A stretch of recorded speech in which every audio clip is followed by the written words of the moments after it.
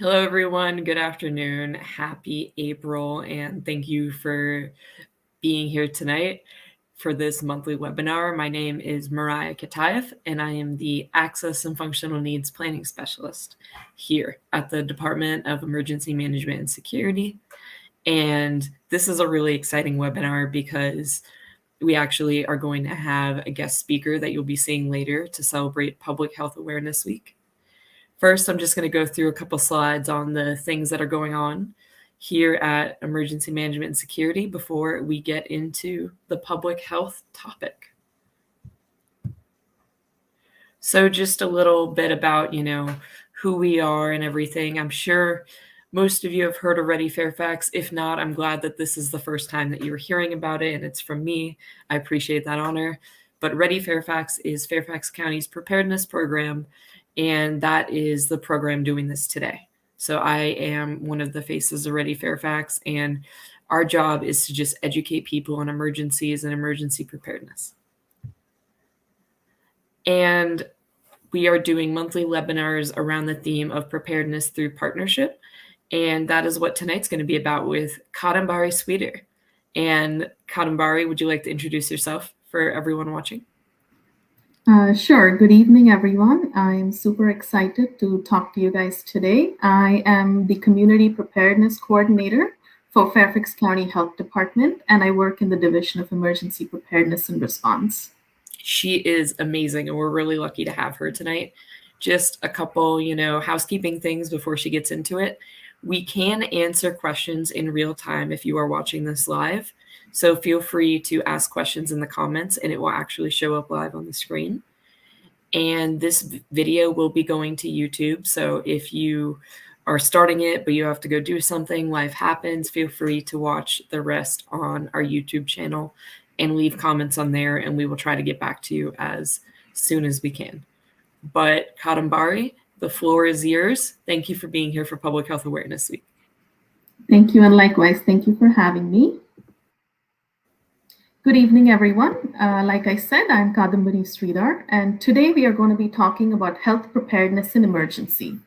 Before that, I want to thank our partners, the Department of Emergency Management and Security, particularly Mariah Katayev, who's here with us today.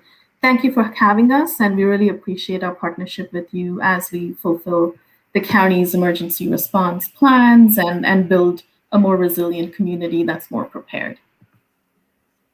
So today's learning objectives are divided into three things. We're going to talk about the health department, our vision and mission, and more particularly like what we do as a division of emergency preparedness and response. Next, I'll talk you guys through individual and families. What are some things you can do to keep yourself prepared, particularly about health preparedness, but also some special considerations like access and functional needs, seniors, elderly, persons with disabilities, small children, like folks that you might have to care for. Finally, we'll talk about my program, the Community Preparedness Program, some of our goals, upcoming workshops and trainings, and how you can reach us. So let's start with why do we prepare? Disasters can happen at any time. They happen unexpectedly, and we don't often receive any alerts or notifications that they're coming, right? So it's essential that we think and plan ahead for these events so that we are not left unprepared. Those who are unprepared, we are usually left reacting to something versus preparing. We are left packing, like taking our essentials. We don't have our documents in place. We don't have some things like medications in place. So really what we want to talk about is the best way to prepare is to plan.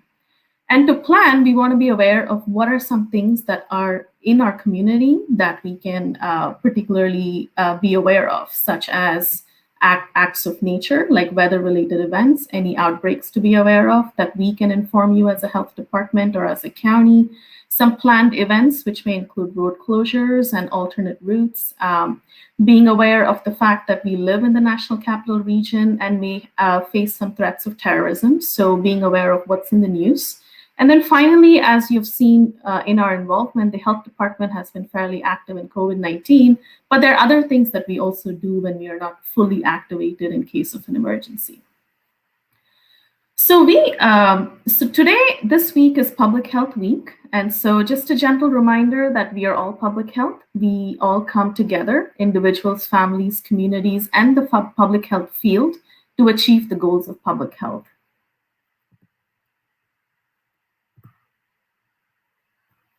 The Fairfax County Health Department's vision is healthy people in healthy communities. Our mission is to protect, promote, and improve health and well-being for all in our community. And we do that by embodying our values of community service, respect, integrity, making a difference, and excellence. We have several core functions. A lot of you have seen us during COVID-19 as we were responding to disasters and assisting in community and recovery. But before that, we actively surveil the community and try to prevent epidemics and the spread of communicable disease. We also have a robust environmental health program, and we protect against environmental hazards. In general, you see us in the community doing health promotion and encouraging healthy behaviors. And finally, we also offer direct health services in the form of our clinics and to make it more accessible to people that are those in need. Public health and emergencies can be split into two things. We play a lead role in some things like outbreaks and pandemics, like COVID-19 that we talked about.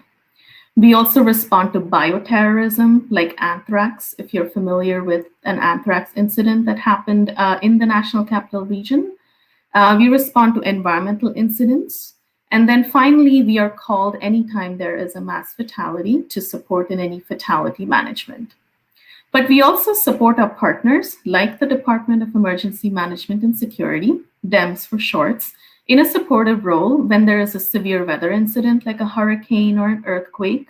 Whenever there are a large group of people that we need to care for, like in our shelters, we also respond to any type of radiological or chemical incidents by playing a supporting role. The Division of Emergency Response currently includes over 30 staff members within the health department alone, and our vision is a resilient community prepared for public health emergencies. We do that by working with our partners in Fairfax County to prepare for, respond to, and recover from public health emergencies.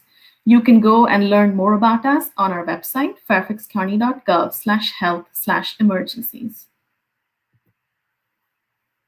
So here's a brief history of EPNR, Emergency Preparedness and Response for short. As I had mentioned earlier, in 2001, we responded to what the FBI termed as the Amerithrax response, a threat of anthrax that was being circulated through our mailing system.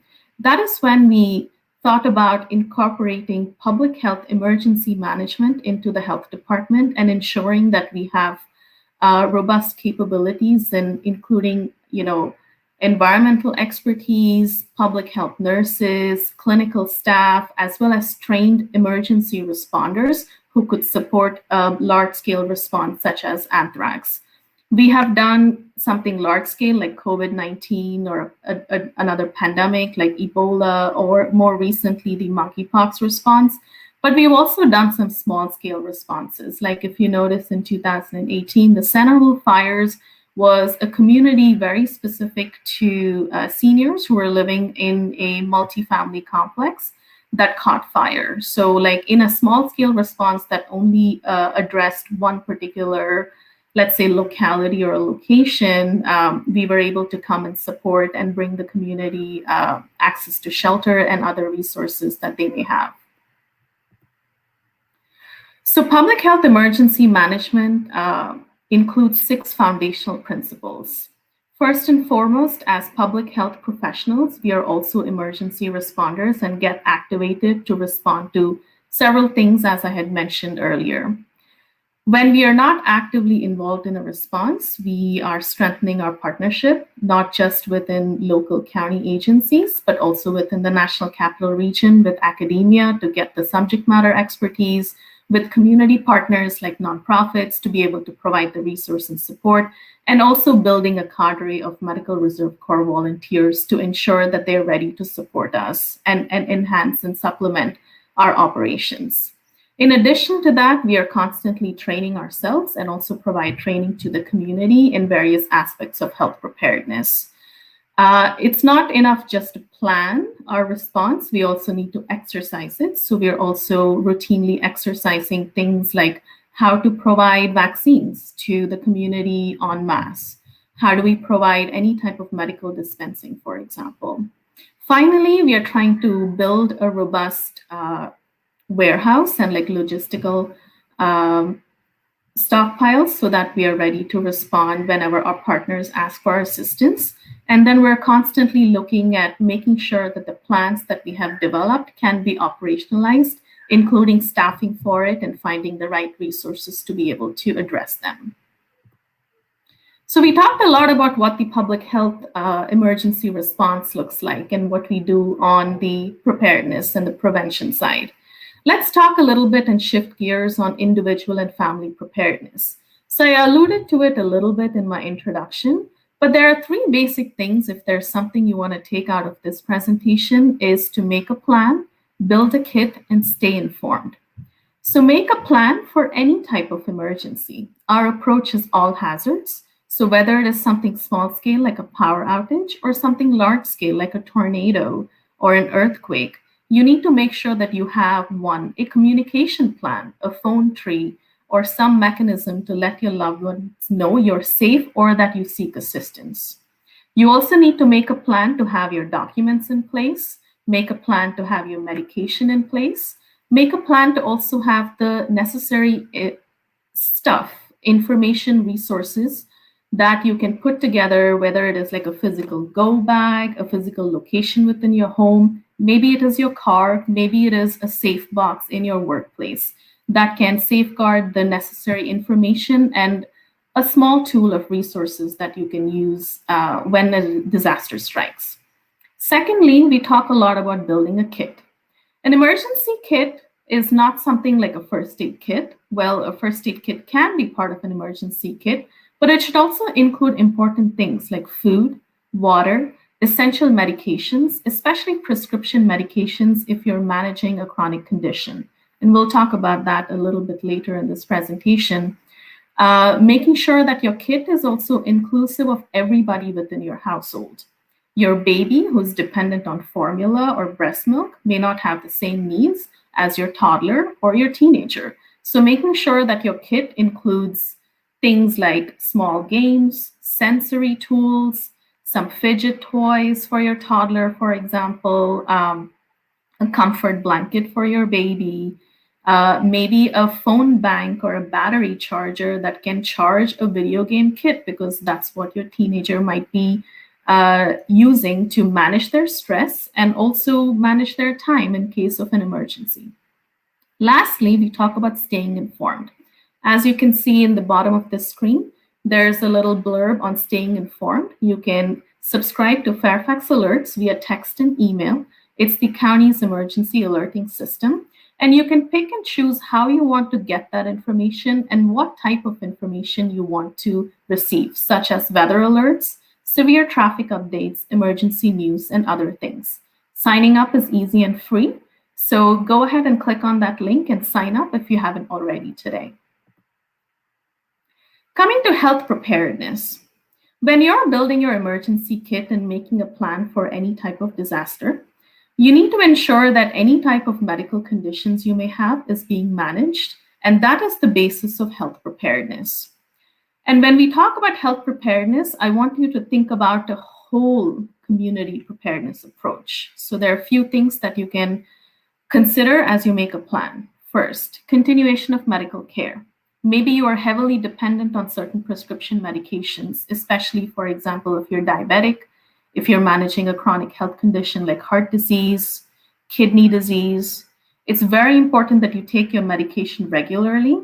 And it's also very important that you take your medication in the right dosage as prescribed by a medical provider.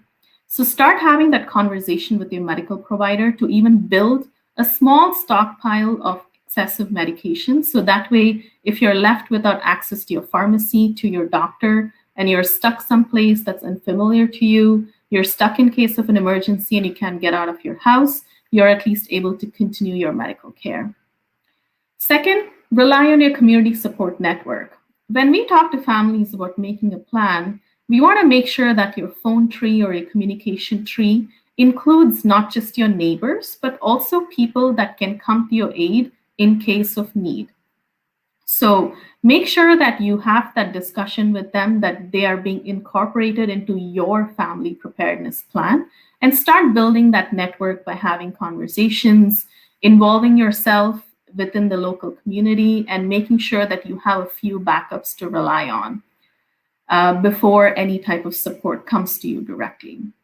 Thirdly, start taking care of your mental and emotional well-being. It's easy for me to say when we are, not in a time of stress or an emergency, but as you know, like when even as recently as COVID-19, stress about the future or recovery can really weigh down on you, especially on like a long-standing response like COVID-19 that has lasted more than 1 year. It's really important to incorporate some type of self-care tools as part of your emergency kit or your emergency plan. So your emergency plan might include some type of meditation, some type of yoga, or like a physical activity that can calm you and keep you a little bit more stress-free during an emergency. It could also include some physical things, like if it includes medication because it's something you've discussed with your medical provider, make sure that's part of your prescription plan. Similarly, start thinking about taking care of the mental and emotional well-being of your loved ones.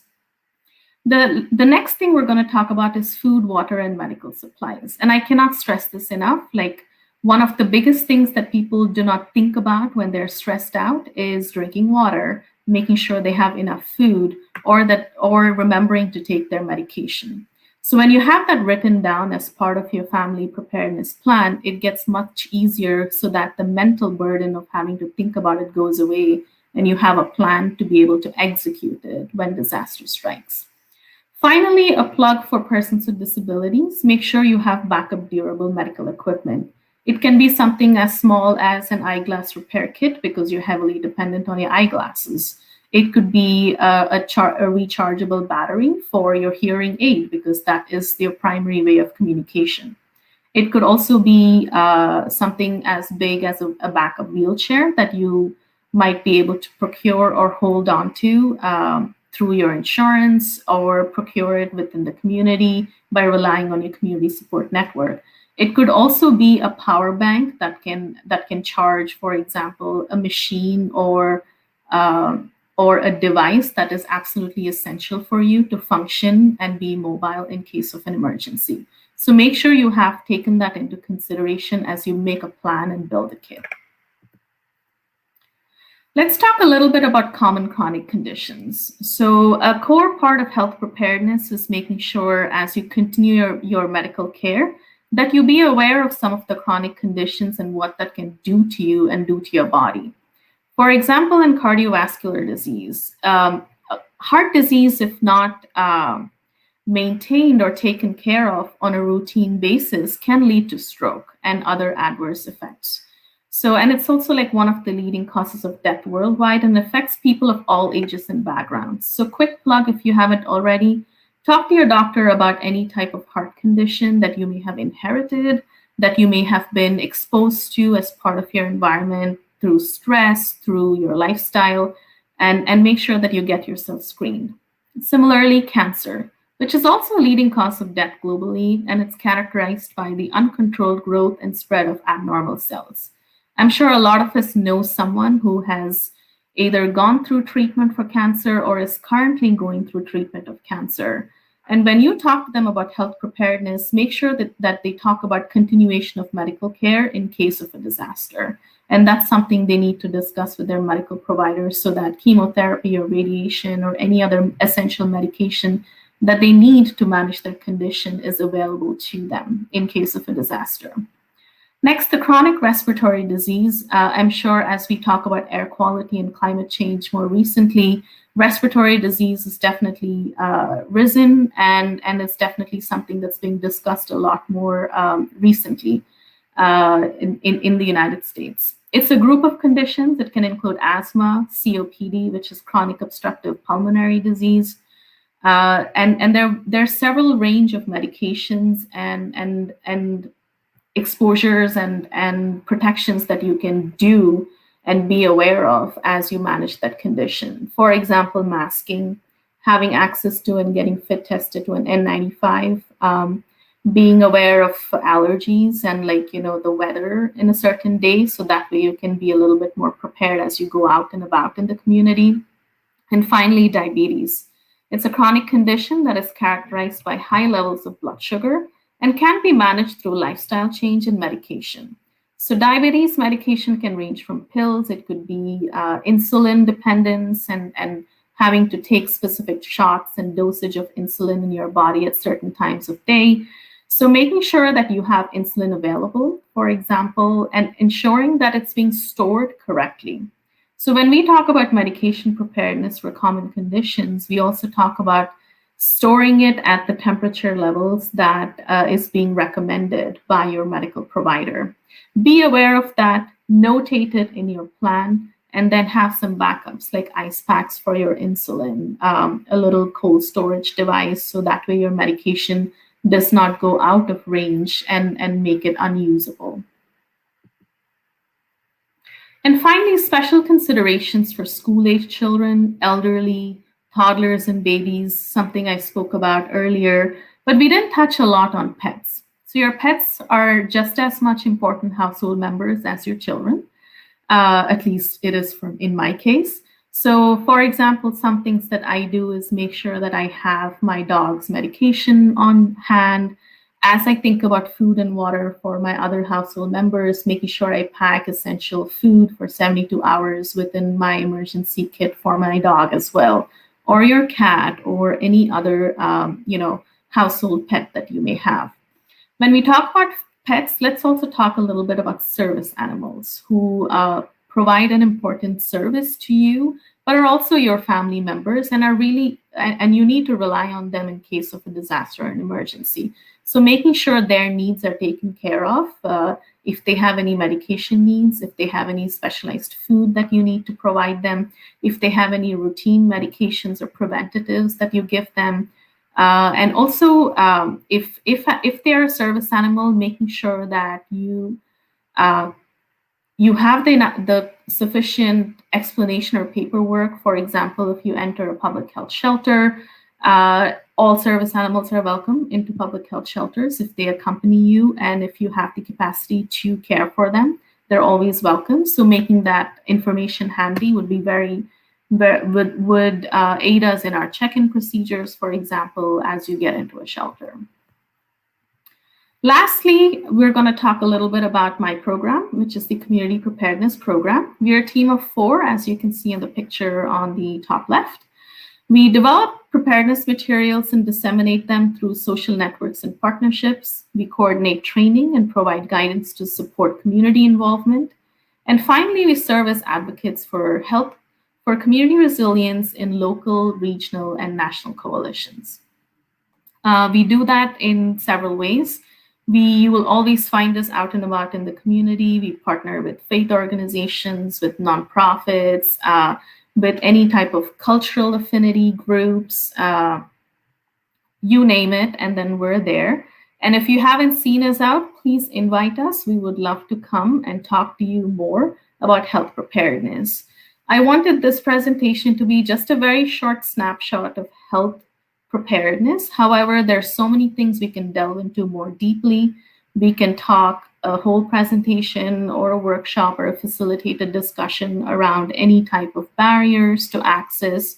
If there are any services or resources that you are unfamiliar with, that you would like to be more acquainted with the community, please call us so we can come to you and talk more about that. Our program offerings, we do outreach presentations specific to children and youth, with persons with disabilities, and also those that are limited English proficient. Several of our staff members speak multiple languages, so we're more than happy to deliver a presentation or do a facilitated discussion in a language of your preference. So if you let us know, we'll make sure we have the sufficient accommodations to be able to do that. We're also providing to the community hands-only CPR. So hands-only CPR is a non-certified course that teaches you the essential skills of hands-only CPR or cardiopulmonary resuscitation in case of a health emergency. So if that is something that you're interested in, contact us and we'll be happy to put together a program and a short training for you. We also do a training on Until Help Arrives with several of our partners.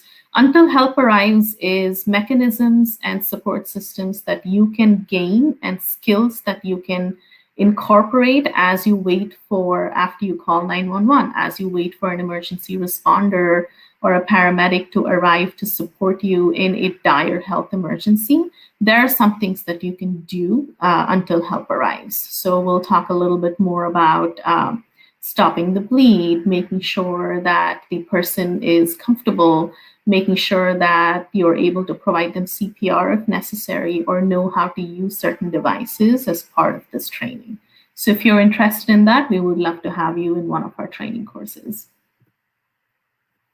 Lastly, you can contact us by email. That's the best way you can reach us. It's very simple. HD, Health Department, EPR, Emergency Preparedness and Response at fairfaxcounty.gov. Thank you. So thank you so much, Kadambari. That was great.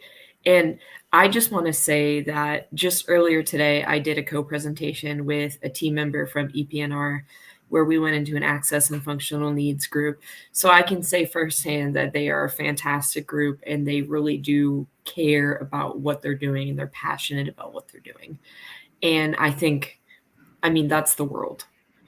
And I thought that it was really, really great that you brought up the stuff that is important but can be really hard to talk about.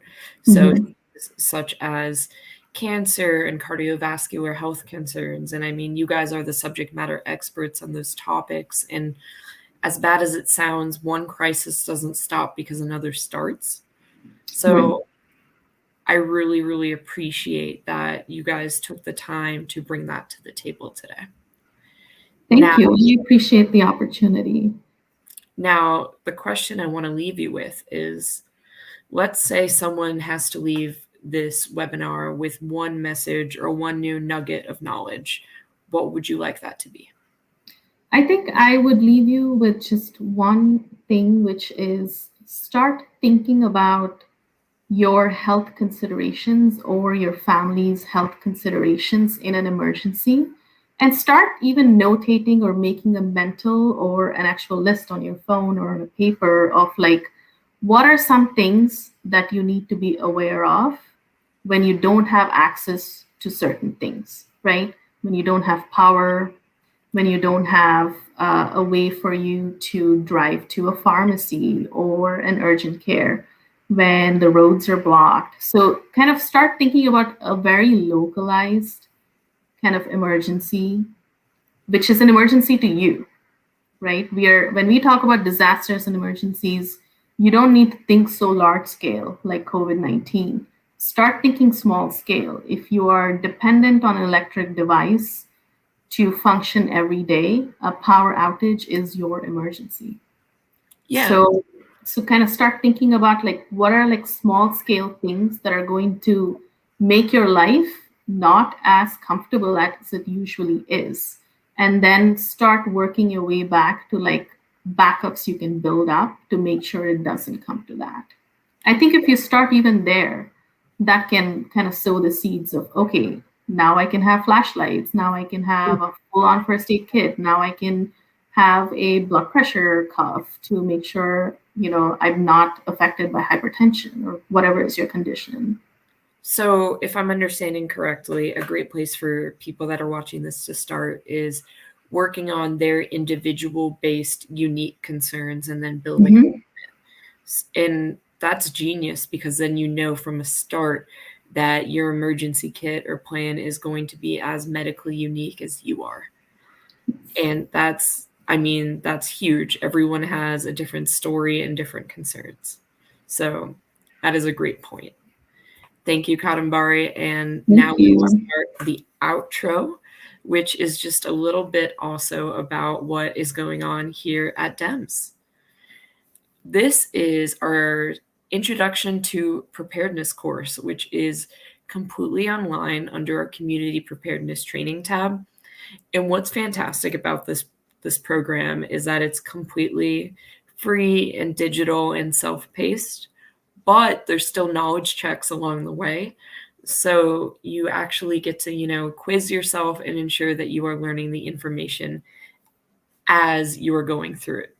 But it is still self-paced, so you can take as little or as long as you need through this program to learn the best way to start preparedness for you. And then just a little shout out to follow us on social media on Ready Fairfax. We currently have a Ready Fairfax page on Facebook, X, which was formerly Twitter, as well as Instagram. We do try to keep everything up, whether it's something fun like a taco watch versus a taco warning, to still explain the really important differences between a weather-based watch or warning, or ensuring that alerts are posted in a timely manner to our social media sites. And then what's next? What is going to be happening later on in the world of DEMS? So our next monthly webinar will naturally be in May, and we hope you guys will be able to attend it. We really appreciate when people come to these webinars and learn, and we love the interaction that can come with them, whether it's answering questions live or the questions that come in email format afterwards. What matters is the information is getting out to the community, and that is really the most important part. So thank you everyone who is watching this live and everyone who is watching this recorded. Thank you for taking the time to listen to me and Kadambari today, and we really appreciate your time, and have a good night. Thank you.